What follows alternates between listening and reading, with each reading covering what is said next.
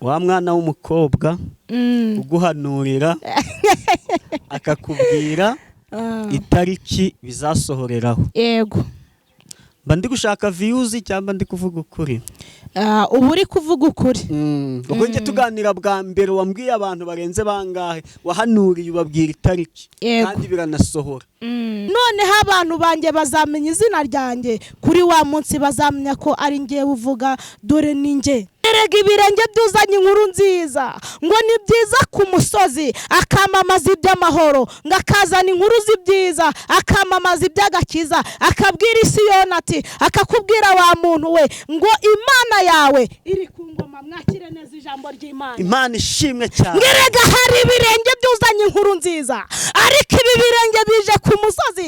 Ariko mbese uyu musozi urinde wicayeho, urinde wicaye mu kigeragezo gikomeye, ariko ngo hari ibirenge byuzanye inkuru nziza, ngakamamaza iby'amahoro, ngakamamaza iby'agakiza. Yes, reka tubasuhuze abakunzi ba Concord TV show aho muherereye hose mu Rwanda, mu ntara enye ndetse mu mujyi wa Kigali. Ayo mahanga mwumva ikinyarwanda turabasuhuje. Imana amahoro nibane namwe kandi ibaho umugisha. Reka ngushimireho kandi subscribe ukadushyigikira tukatuka umuryango mugari. Nawe ugiye kubona iki kiganiro aribwo bwa mbere ukayikandaho, ngusabiye umugisha. Nabasezeranije ko ntazajya mbicisha irungo, ahubwo nzajya mbashakira abakozi b'Imana. Nandi kumwe n'umukobwa wanyu, umuhanuzi wanyu Dusabimana Alphonsine. Nari naramubuze pe, naramubuze ariko ngize amahirwe ndamufatiranyije ndamubonye. Reka musaba basuhuze. Nge nubundi nk'ibisanzwe kuri mikoro nitwa Hatumimana Concord. Alphonsine karame, uraho? Ndaho. Yambi Nukuri narimba kumbuye. Umva bahobere pe. Ndabahoboye. Erega bose bambaga ku mutima. Niyo mpamvu nubundi mu rukundo rwuzuye bose ndababwira ngo bambaga ahangaha. Yego. Ndabazirikana 5 kuri 5. Kuki wari warabanze?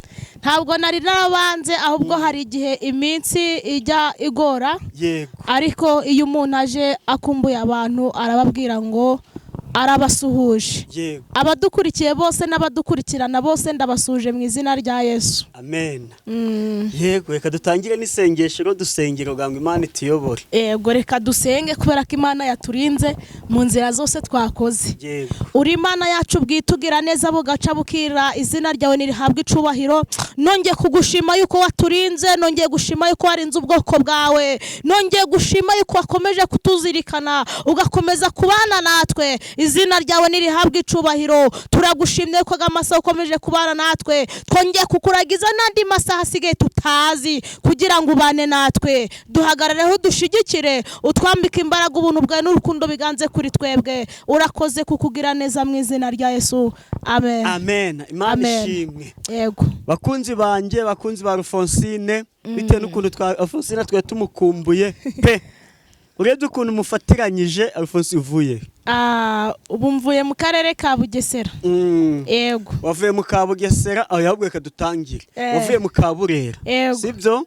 Ugera mu ka Musanze. Yego. Ugera muri Gakenke. Uca muri Rulindo. Yo winjiye Nyabugogo, ndumva ari mu murenge wa Nyarugenge. Ugera Kicukiro. Yego. Nyanza Kicukiro. Werekeza Bugesera. Cyane rwose. Wari urahitwa ngwiki? Nari ndahantu hitwa Ruhuha Mareba. Wewe ugiye kugira utese? Ni ibisanzwe n'umurimo w'Imana urakomeje. Yego. Ngize ngo waragarutse ngo waragiye mu zindi gahunda. Oya, nta zindi gahunda rwose kuko umurimo wa data uracyakomeje. Ubwo rero nanjye numvise ko yagiyeyo, ndavuga nti pe tugomba kuzahura hano Musanze tukaganiriza abantu uko imbaraga z'Imana zimeze. Nukuri. Uko umurimo w'Imana umeze, uko Imana iri gukora, kukira cyakora pe nicyo nyikundira. Ntabwo umukozi wa leta ajya muri konje. Yego. Ariko icyo nkundira Imana ntabwo ijya muri konje. Ijye muri konje. Hari benshi bagwa mu mayira. Mbese hari benshi basigara mu bitaro. Mbese buri hantu hose iramutse igira konje. Hari benshi baje barasigara rwose. Yego. muri rusange se umurimo w'Imana bimeze bite? Umurimo w'Imana ukwezi koze tudaherukana. Umurimo w'Imana urakomeje kandi ntabwo umurimo w'Imana uzigera uhagarara. Birashoboka ko umuntu azahagarara ariko umurimo w'Imana ntabwo uzigera uhagarara na gato. Rero umurimo w'Imana umeze neza ku bari gukora bafite umwete n'ishaka. Urakomeje. Yego. Mbonje nk'umuhanzi rero. Yego. Naguhimbiye akazina. Yego. Wa mwana w'umukobwa uguhanurira akakubwira itariki bizasohoreraho. Yego. Mba ndi gushaka views cyangwa ndi kuvuga ukuri? Ubu uri kuvuga ukuri. Ubwo nje tuganira bwa mbere wambwiye abantu barenze bangahe wahanuriye ubabwira itariki kandi biranasohora. Nta bandi nyuma yaho duherukaniye. Nyuma yaho duherukaniye Imana iri kwikorera imirimo n'ibitangaza ariko nyuma yaho nta bihari usibye ko Imana yo gukora ntabwo yigeze ihagarara. Nta nubwo yigeze itsikira ngo ijye muri konje. Ahubwo yiracyakomeje gukora n'abantu baracyakomeje gukira mbese Imana iri mu kazi. Yego. Nikomeze ikore. Umva wita guhanura wambwiye ati Imana yanje koko wamuzana Alphonsine nanjye akambwira itariki. Yego. Cyakoze waramuhanuriye. Ndumva icyo gihe network yaracitse. Network imaze gucika nyuma ufata umwanya wamuhanurira umwereza record. Yego. Maze kumwereza record y'ibyo Imana yamukutumyeho. Aravuga ati sawa nubwo atambwiye itariki. Birashoboka yuko atanyuzwe. Yaranyuzwe. Icyo atabonye ni itariki. Ibyo wamubwiye yarambwiye ati pe uriya mukobwa wawe. Basigaye banyitira babita ngo abantu banjye ngo bari abantu bawe. Yarambwiye turiya mukobwa wawe pe. Turiya mukobwa wawe arimo. Ati ibyo yambwiye rwose ni sawa ati akabuze ni gatoya ntabwo itariki yayivuze. Ego. Hari umuntu yaciye umugani aravuga ngo cyangwa se tubivanye mu munsi gamigari cyangwa mukireka tubizane ku busanzwe. Abantu bose ntabwo bagira amahirwe amwe. Abantu bose ntabwo bagira amahirwe amwe kandi ikindi abantu bose ntabwo bashobora gukora ibintu bimwe ngo abe ariko babona indonke kimwe. Birashoboka ko hari uw'Imana yabikora gutyo ibyo byose bikagaragara. Ariko nanone twongere twibukiranye muri izi mitsi ndi kubwira abantu ngo abantu baririye ubuhanuzi, abantu baririye kumva itariki kandi ntabwo bari gukurura ngo bongere bumve amaso ya Mwuka Wera yari kureba ngo bamenye icyerekezo bakarebyemo. Burya Imana ishobora kuzana itariki ariko ntabwo ari kuri buri umwe wese. Amahirwe araza ariko hari igihe aza rimwe cyangwa kabiri. Birashoboka ko yahora aza buri munsi ariko wowe ntuyabone. Hari impamvu rero uba utari kuyabona. Alphonsine byakubaho ukajya mu masengesho abantu bagutumiye urabwiriza birumvikana uranasenga ukavayo Imana itavuze itakuvugishije ngo cyane rwose. Birahaba kandi ngiye mba nizeye icyangombwa nuko haba hari ijambo mba numva riri muri ngewe. Ubwo rero ibyo nta wabitindaho. Ubona abo bantu se batashye bishimye? Nk'uwatumiwe nk'umushitsi ntago bakwishima. Ariko nanone mu buryo bw'umwuka bashatse banezerwa. Yego. Oya abeshi turashaka nyine iravuze ngo hari igihe rero igireka kuvuga ariko iri mu kazi irimo gukora ariko abantu ntago babyumva kimwe. Hari abantu baba babyumva bashaka ko Imana ivuga. Hari n'undi uvuga ati Uwiteka ati nsubije amaso inyuma ijambo. Hari umuntu umamagara akambwira ngo nkurikije ukuntu uvuga nkurikije n'ijambo ry'Imana ukuntu waryigishije ntacyo ngusabye nta nubwo nkubwiye ngo nsengere. Muri izi minsi ndi kubwira abantu ngo data yaradutumye nta feza nta n'izahabu twamuhaye. Rero nicyo gituma umuntu akwiriye kumva ijambo rya nyir'ijambo kuko igihe kizagera utungwe na bya bindi wowe wamajije kumva. utungwe na bya bindi wowe wamajije kwiyumvamo mu buzima bwawe.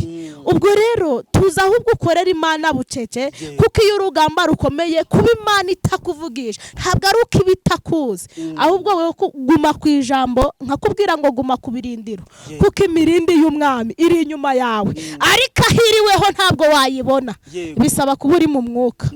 Ese uri mu mwuka cyangwa uri mu mubiri? Ndi mu mubiri. Uri mu mubiri. Rero niyo mpamvu utakumva ko Yesu akuri iruhande. Birashoboka ko n'abandi baradukurikira, hari abari mu mubiri, ariko nanone iyo uri mu mwuka wumva ijambo, ukumva icyo rishatse kuvuga, ukumva n'urisobanura nimba yarigenje neza, ahasigaye nawe ukumva neza kurimo gukura. Yego.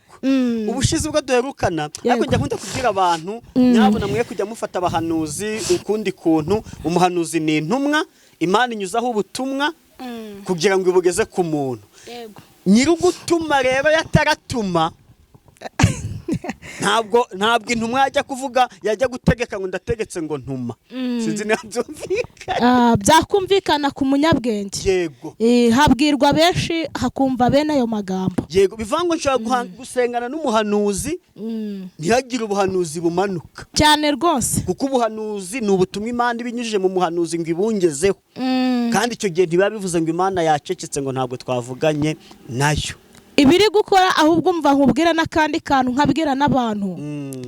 Imana iyiretse kukuvugisha kenshi nuko ibiri kubona yuko ibyawe mbese ibiri kugenda neza. Wa muntu Imana igikomeza kuvugisha ikamubwira nuko ibirimo kongera kumukurura, kumwongeramo imbaraga. Burya hari umuntu Imana yarekura, hari umuntu Imana yareka kuvugisha akababara, mbese bya bibazo yari afite agatentebuka, ariko hari n'uyu ijwi ry'Imana rimanukira, yamara kuryumva bya bibazo akumva neza biragiye, nubwo hashira umwaka. Sinzi umuntu wambwiye ngo icizere kirarema cyane. Ubwo rero Imana biterwa n'ukuntu kubona, ubundi biterwa n'ukuntu musabana, cyangwa se mo kimwe n'ukuntu Imana igufata. Yego. Ubushize twaraganiye utubwira umuntu waguhamagara kukumva ashaka kukumama nyine, ashaka kugira ngo yumve koko kwari Imana igukoresha, uramuvumbura. Nta bandi bongeye? Ntabwo bongeye rwose. Ntabwo bongeye. Iki kiganiro ntabwo bongeye rwose, kuko Imana igenda ireba ibintu, yabona ko hari bigiye kuguhumaniriza mu nzira ikigizayo. Ariko nanone kankubwire ngo ntabwo yakwigize ikigeragezo utari wagikandagiramo. Urabanza ukarwana n'ishuri ry'ubuzima, ukarwana n'ishuri ry'uburwayi, ukarwana n'ishuri rya buri kimwe cyose Imana yaguteje. Ubwo Imana yashakaga kumpima ngo irebe nanjye mbese mpagaze gute, mbese biramutse bibaye nabyifatamo nte, ese nakomeza guhamya bikagenda gutyo. Rero ariko muri byaravuze ngo ijambo ry'Imana ni ukuri ngari kandi yose ni ibinyoma, ngariko ijambo rimanutse rivuye kuwiteka, iryo ngiryo niryo kuri. Haleluya. Mana ishimwe cyane. Ni ukuri. Yego. Alphonse, ngira ngo ubushize yego dukora ikiganiro banza duheruka bari barakwibye telefone. Yo mpamvu utaherukaga. Birashoboka ko nabyo byaba impamvu yo kuba nari naracitse intege nk'abantu hari imperuka kuboneka. Ariko hashimwe Yesu ujye uhindura amateka, abantu bagahindura amagambo. Byarambabaje pe. Nk'abantu umwe Alphonsine yagiye kuvuga ubutumwa i Kigali, ageze Nyabugogo bamwiba telefone n'amafaranga byaba biri mu gasakame. Dukora ikiganiro mbona yababaye, nari ndamubwira nti muri stoke zirimo yari afite ka matushe, ariko ndashima Imana iyo telefone wambara ukayifata.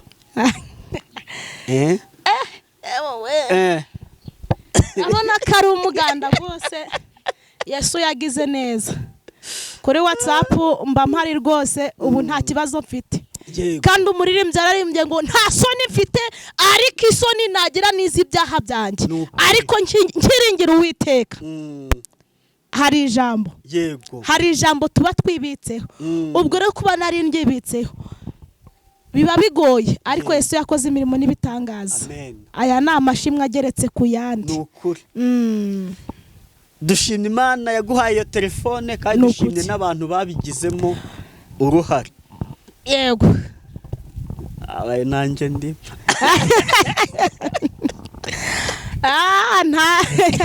Nta kibazo rwose. Yego dushimye abantu babigizemo uruhare kugira ngo iyi telefone iboneke. Imana ishimwe, tugomba gushima, ntabwo tuzano turi kuganya. Oya, tugomba gushima. Ntabwo zahanurira abandi ngo bisohore nurangiza ngo barohora mu bibazo. Birashoboka uzisi, birashoboka yuko bahanurira bigasohora. Ariko ibyawe byo kugira ngo ubone ko bihise biza bigatinda. Ariko nyamara idakoze mu nshuti, idakoze n'ahandi, ifite gukora mu muryango cyane, mu muryango uvukamo. Buriya mama yarambwira ati Rufotsi, kubaho nta telefone nge birambabaje. Ndamubwira ngo kuko nahamagaye Imana, mfite guhamya, mfite no kwizera mu mutima, nibyo bituma ngewe ntafite gushidikanya. Ariko we yumvaga bitamuguwe neza, akavuga ngo rwose ni ukuri pe, ati subuzongera gusubiraho ryari. Cyakoze buriya ababyeyi b'abamama bajya bagira imbabazi. Rambwira ngo reka nkugire ahantu nkugirira gutya na gutya, ariko byange bikunde ubone telefone. Ariko hashimwe Yesu rwose, ujya utanga urukundo agatuma n'abantu batwizera tutarabo kwizerwa. Nukuri shimire na mama na papa wawe bagushyigikira bose, ndabashimiye inshuti n'abavandimwe mbese bose. Nawe ndagushimiye, ntago nagusiga. Yego ntago wandeka, ntago nagusiga rwose. Fuseka tujya mu mwanya w'ijambo ry'Imana.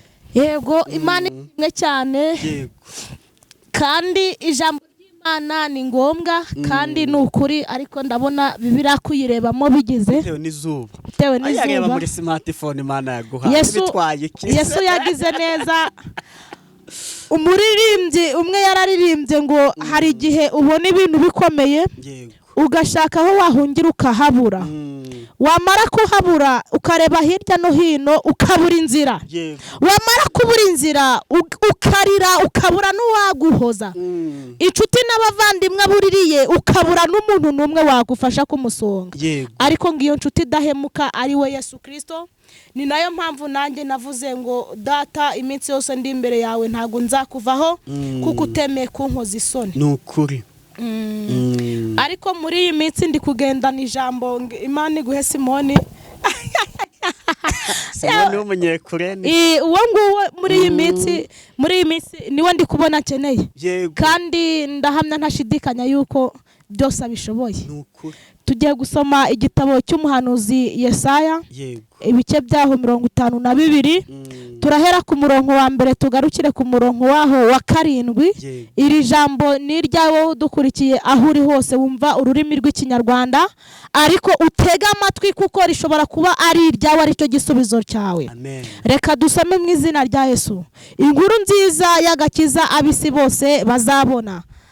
Umurongo wa mbere kutubwira ngo kanguka kanguka wambara imbaraga zawe Siyoni, ambara imyambaro yawe y'umurimbo Yerusalemu umurwa wera, kuko uhereye none utakebwe n'uwanduye batazongera kukwinjiramo. Uyu murongo wa mbere uratubwiye ngo kanguka kanguka yewe mugabo, ngo kanguka kanguka yewe mubyeyi, ngo kanguka wongere wambara imyambaro yera, mbese ngo kanguka wongere wambara agakiza bundi bushasha, ngo kuko ababa ari inyuma y'ubuzima bwawe, abari bakugose, ngo kuko batazongera kugugota ukundi kubera yuko wambaye imyambaro yera. Umurongo wa kabiri kutubwira ngo ihungura umukungugu yewe mugabo, uhaguruke wicare i Yerusalemu, ngo wibohore ingoyi mu ijosi, ngo yewe mukobwa w'i Siyoni, ngo wajyanwe nk'imbohe. Rikutubwira ngo ihungura umukungugu, ihungura imyanda umwanzi yagusize, ihungure bya bigeragezo byose ufite, ngo yewe mugabo w'i Siyoni, kuko hari byinshi byabaye karande ku buzima bwawe. Yewe mugabo, yewe runaka, ngongera wihungura ayo marira yose uri kurira, kuko Uwiteka nawe abyemeye. Umurongo wa 3 uri kutubwira ngo kuko Uwiteka avuze ngo mwaguzwe ubusa, none namwe muzacunguzwa ari nta feza mutanze. Bivuze ngo kuko Yesu yemeye kugira ngo aguhereza agakiza ntacu umuhaye, Yesu yemeye kuguhereza urubyaro ntacu umuhaye. Ni nayo mpamvu nibyo bigaragaza urimo kurwana, Yesu agiye kuza kwitaba kubyambika. Yesu agiye kuza kubirwana, nta feza nta zahabu umuhaye. Umurongo wa 4 uri kutubwira ngo umwami Imana iravuze iti umva uko Uwiteka akubwiye ngo ubwa mbere abantu baramanutse bajyanwa muri Egiputa basuhukirayo, ngo Abashuri barabarenganya babahora ubusa. Hari igihe umuntu atera imbere mu gahe gatoya ariko Abashuri bakamukurikirana. Hari igihe umuntu aba mu kigeragezo runaka ariko Abashuri bakamukurikirana, abanzi bakakugenda impande, ariko kuko data avuze ngo ongera wiyambure imyambaro yanduye, wongere wambare imyambaro yera, kuko Yesu akuvanye muri uwo mukungugu, Yesu aguteruye muri ibyo wicayemo, Yesu aguteruye muri ibyo bigaragazo wicayemo. Haleluya. Hashimwe Yesu waje kumenya ibyo abana be bashaka, hashimwe Yesu waje kumenya agahinda abana be bafite. Umurongo wa 5 uri kutubwira ngo none ndagirane, ni ku Uwiteka ari kwibaza ngo none ku bwoko bwanjye barangije kubunyaga, ubwoko bwanjye ko babufashe, ngo none ndagirane. Uwiteka ari kwibaza ku kigeragezo urimo kurwana, ngo none aragira nte. Umva ukuntu Uwiteka agiye gusubiza ngo ni ku Uwiteka abaza ngo ko abantu bajyanwe ari nta mpamvu, abategeka barasakuza kandi biriza umunsi batuka izina ryanjye, ngo ni ku Uwiteka avuga. Murongo wa 6 tukatubwira ngo noneho abantu banjye bazamenya izina ryanjye, kuri wa munsi bazamenya ko ari njyewe uvuga, dore ni njye. Umurongo wa 7 ariyo ntego, ngerega ibirenge byuzanye inkuru nziza, ngo ni byiza ku musozi akamamaza iby'amahoro, ngo akazana inkuru z'ibyiza akamamaza iby'agakiza, akabwira Isiyoni ati, akakubwira wa muntu we ngo Imana yawe iri ku ngoma. Mwakire neza ijambo ry'Imana. Imana ishimwe cyane. Ngerega hari ibirenge byuzanye inkuru nziza, ariko ibi birenge bije ku musozi, ariko mbese uyu musozi urinde wicayeho, urinde wicaye mu kigeragezo gikomeye, ariko ngo hari ibirenge byuzanye inkuru nziza, ngakamamaza iby'amahoro, ngakamamaza iby'agakiza. Mbese muri wowe ufite agakiza? Mbese muri wowe wakiriye Yesu kuko yiteguye kuzanira babandi bafite agakiza, akabazanira inkuru nziza? Ndagira ngo ngushishikarize mu kigeragezo urimo cyangwa se mu kibazo urimo, kankubwire ngo ongera upfukame wezwe bundi bushasha, kuko hari ibirenge byuzanye inkuru nziza. Haleluya. Twakire neza ijambo ry'Imana. Dushimiye Imana. Imana ishimwe cyane. Yego. Icyo tukuziho nk'umu.com. Yego. Ntujya utinda. Ntago ndantinda. Ntago ujya utinda mu magambo cyane, kandi nibyo bigezweho. Ibintu byinshi mu gihe gitoya cyane rwose. Imana iguha umugisha. Imana ishimwe. Reka dusoze. Ongera n'ubundi utabona zawe. Iyo guhamagara niyo kuri WhatsApp, ubundi dusengere dusoze. Iyo guhamagara ni 079 63 81 27 ariko indi yinsa n'utayizi neza ni 073. Yego mba nayibagiwe kuko ni nshyashya cyane. Ni muri 073. Yego nimero Dusemana Alphonsine akoresha kuri WhatsApp ni 07 38 56 87 80 0738 56 hamagara hari uwakumva. Hari uzanye inkuru nziza ku musozi uriho. Yego. Kandi nkomeje kubifuriza umwaka mushamuhire, ndabakunda cyane. Yego. Dusoze n'isengero. Ugira neza bugaca bukira izina ryawe nirihabwa icubahiro, uracyari ku ngoma ntabwo uzigera uyivaho. Uyu mwanya abana natwe abadukurikiye n'abaradutega amatwi bose ubahereza imbaraga, ubahereze kunesha mu bigeragezo, kandi ubahereze inkuru nziza wagisoza uyu mwaka, bazambuka uyu nguyu binjire mu wundi bafite amashimwe. Urakoze kuko ubyumvise mu izina rya Yesu. Amen.